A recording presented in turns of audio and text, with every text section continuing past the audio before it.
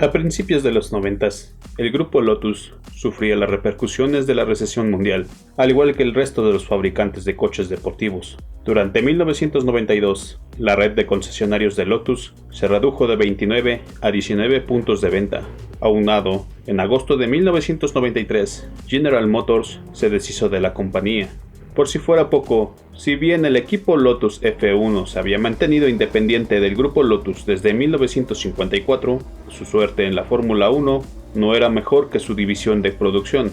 Tras su quiebra en 1994, Lotus se quedó sin ningún programa de competición y su producción se centró exclusivamente en el sprint. Coincidiendo con el declive de Lotus, los coches X180R obtuvieron excelentes resultados en las divisiones de la SCA entre 1991 y 92. Estos logros mejoraron la imagen de Lotus en Norteamérica, aumentando las ventas frente a sus rivales como Porsche y Ferrari. Las hazañas del equipo oficial fueron replicadas por los equipos privados, tanto en América como en Europa. El Lotus Esprit, ya en el ocaso de su carrera, estaba demostrando ser un coche de carreras fiable, aunque nunca se concibió como tal.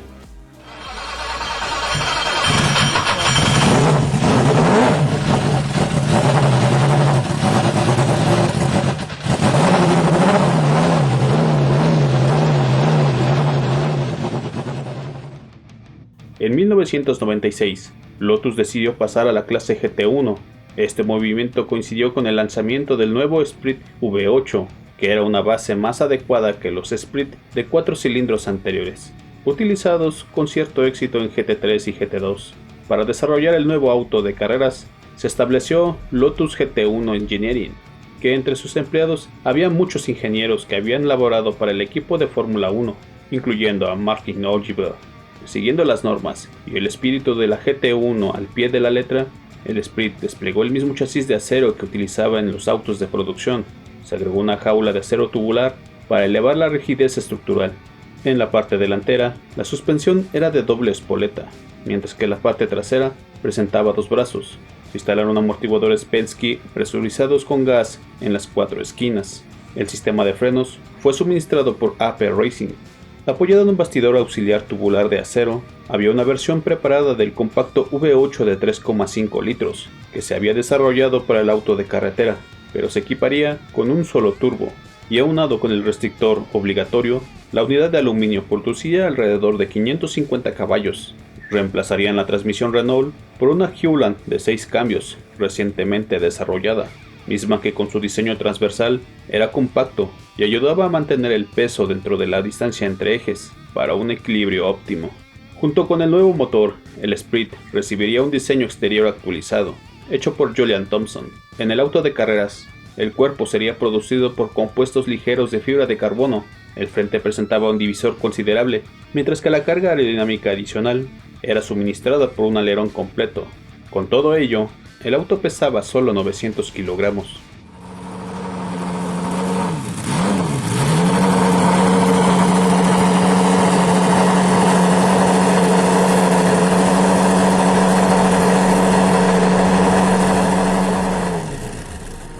Lotus Racing ingresó un par de Lotus Esprit GT1 en el BPR International GT Championship de 1996.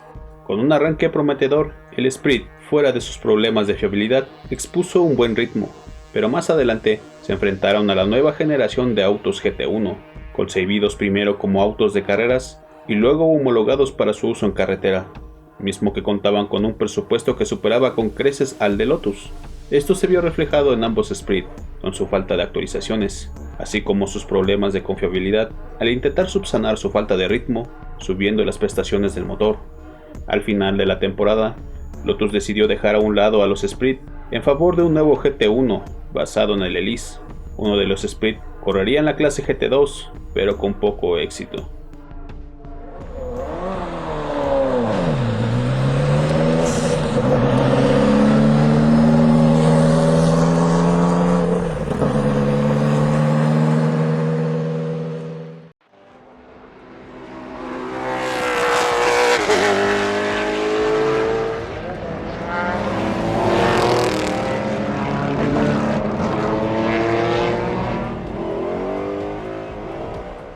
El Elise GT1, también conocido como Lotus GT1, y conocido internamente como Type 115, fue un desarrollo emprendido para contrarrestar a los prototipos especializados. Sin embargo, la compañía carecía de los recursos para crear no solo los autos de carreras, sino también las variantes legales de calle. Por ello, ante una pérdida asegurada de dinero, Lotus tomaría la decisión de crear un solo modelo de calle, y con eso en mente, se inició el desarrollo del GT1.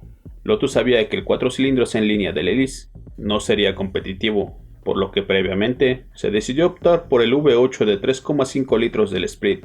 Sin embargo, las pruebas demostrarían una baja confiabilidad, siendo instalados en el auto de carretera. Por ello, los equipos GT1 Lotus Racing y otros más tenían la libertad de elegir entre este motor o un motor V8 atmosférico procedente del Chevrolet Corvette ZR1 con una cilindrada aumentada a 6 litros. Este V8 denominado LT5 fue desarrollado por Lotus durante la gestión de General Motors. Con doble árbol de levas a la cabeza, difería con respecto al Small Block tradicional, de árbol al bloque. Al final, solo los 2 coches oficiales utilizaron el V8 de GM, mientras que los 5 coches de carreras restantes, en manos de equipos privados, montaron el V8 turbocargado de Lotus. En total, G-Tech construyó 8 chasis Elise GT1, de los cuales uno se convirtió en la versión de calle necesaria para la homologación.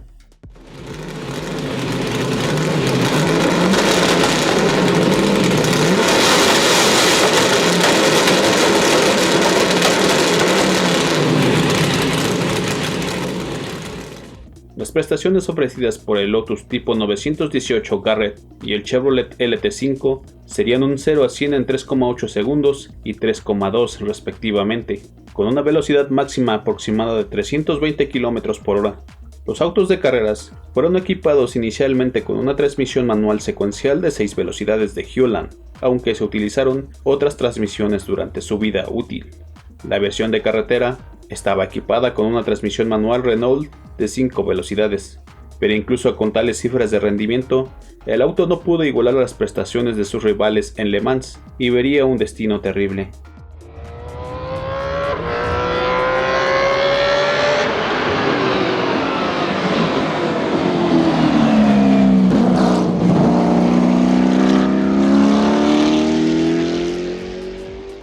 La vida deportiva del Elise estaría plagada de abandonos por diversas fallas mecánicas, y en la cita del azar, un solo auto fue desplegado, debido a la incertidumbre causada por su baja fiabilidad, hecho que fue corroborado con una falla en la bomba de aceite después de 121 vueltas. El resto de la temporada tendría resultados discretos. Tras una sola temporada, Lotus y su empresa matriz, Proton, decidieron ponerle fin a la campaña del Elise GT1, ya que el concepto no era competitivo frente al CLK GTR y otros similares.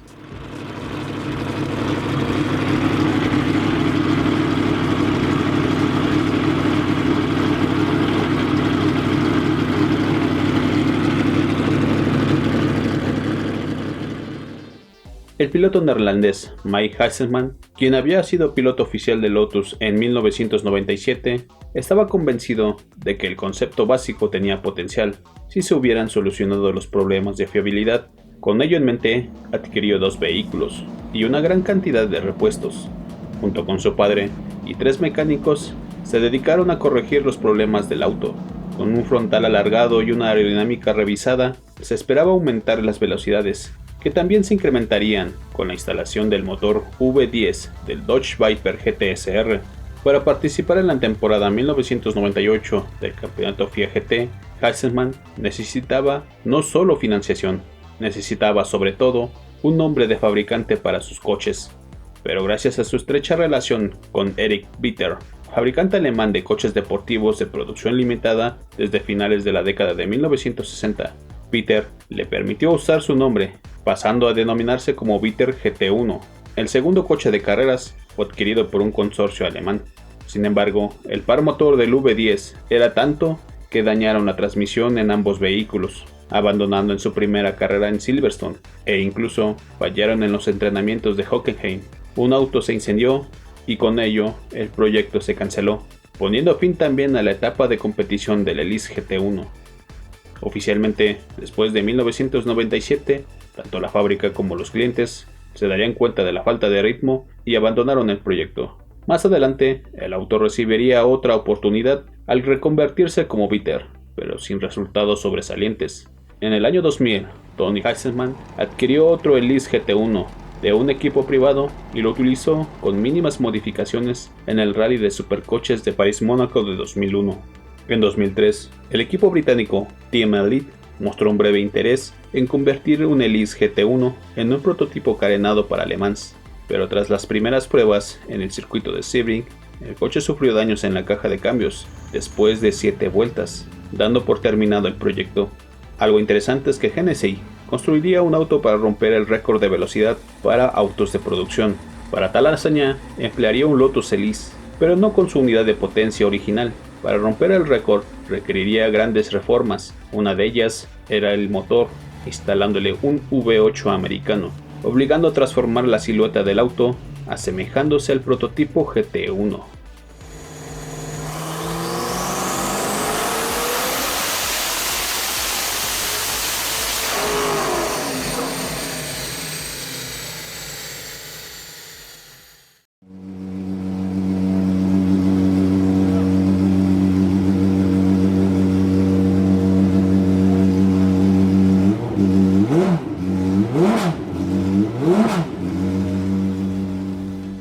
Lister fue uno de los fabricantes de autos de carreras más exitosos de la década del 50, siendo impulsados por motores Jaguar o Chevrolet, participando competitivamente con el piloto Archie Scott Brown, así como otros pilotos privados. Pero tras la prematura muerte de Brown, y con la ardua tarea de construir un auto nuevo para enfrentar a la competencia cada vez mayor, Brian Lister decidió dar por terminado el sueño en 1959. A mediados de 1980, el ingeniero Lawrence Pierce revivió la marca Lister, pero de forma diferente, ya que la compañía originalmente se dedicaba exclusivamente a la producción de coches de competición. Inicialmente, Pierce modificaba el Jaguar XJS, optimizando el rendimiento del V12 y añadiendo un llamativo kit de carrocería. Pierce también creó el Lister Jaguar XJS Le Mans, del cual se vendieron casi 100 unidades.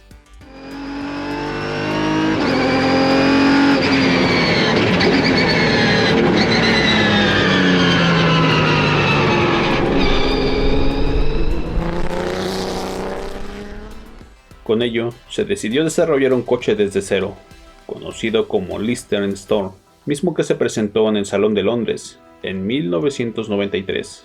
El ligero monocasco del Storm estaba fabricado con un núcleo de panal de abeja de aluminio, recubierto por láminas del mismo material.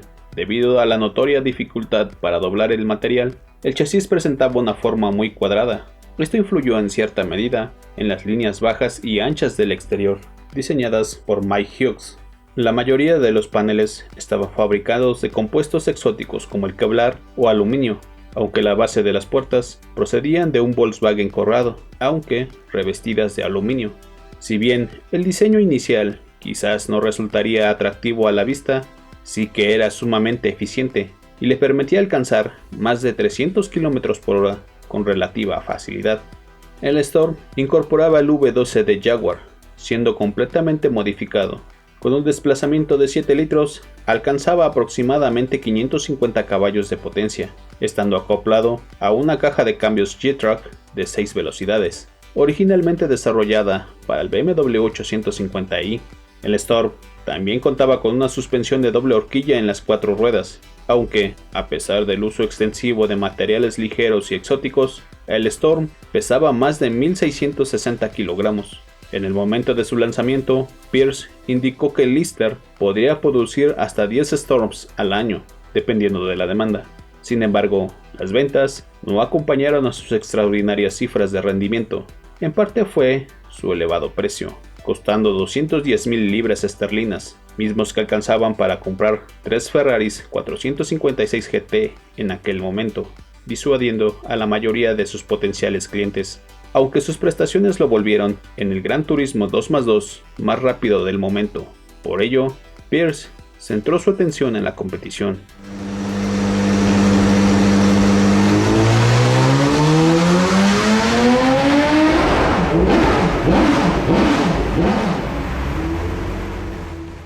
Teniendo en cuenta la rica historia de carreras de Lister, no fue sorprendente que se desarrollara una versión de carreras del Storm.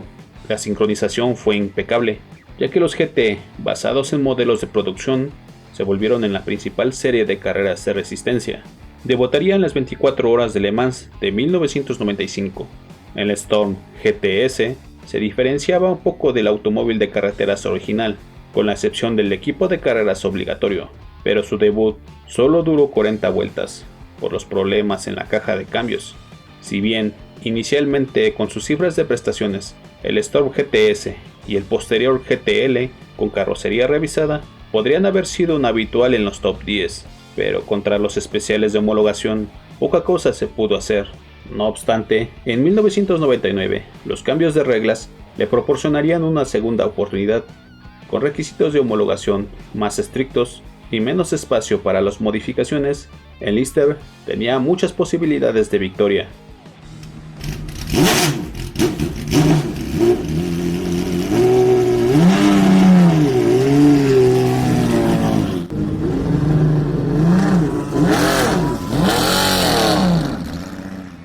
Una tercera versión, denominada simplemente como Storm GT, estaba preparada para competir en el campeonato FIA GT. Visualmente era similar a la versión de carreras original, aunque por debajo de los paneles de la carrocería de fibra de carbono, el GT era muy similar al auto de serie, con el Jaguar V12 de aluminio. La nueva GT era básicamente una continuación de la antigua clase GT2, por lo que los coches existentes tenían una gran ventaja al principio de la temporada. El año estuvo dominado por los Dodge Vipers, preparados por Oreca, pero en el fondo, el equipo oficial progresó después de un arranque de temporada difícil. En la segunda mitad de la temporada, ingresó un segundo auto, mejorando sus resultados en la temporada. Para el año 2000, se preparó un solo auto de fábrica, pero con un comienzo de temporada fantástico, ya que se anotaron victorias consecutivas, consiguiendo el campeonato de pilotos y de equipos. En 2001 se obtuvieron otras 3 victorias, pero el campeonato lo ganó Larre con sus Vipers. La temporada también vio la introducción del Ferrari 550 Maranello, construido por ProDrive, el primero de una nueva generación de autos de carreras GT. A principios de 2002, los viejos Storm y Viper lucharon por mantenerse relevantes. Aún así, el Lister logró aumentar su cuenta de victorias, convirtiéndolo en uno de los autos más exitosos en la historia del campeonato. El Storm GT corrió en la temporada 2005, tanto por los equipos de fábrica y Creation Autosport. Lister no desarrolló un reemplazo, enfocándose en los prototipos como el Storm LMP, que nunca logró obtener los éxitos logrados por el Storm GT.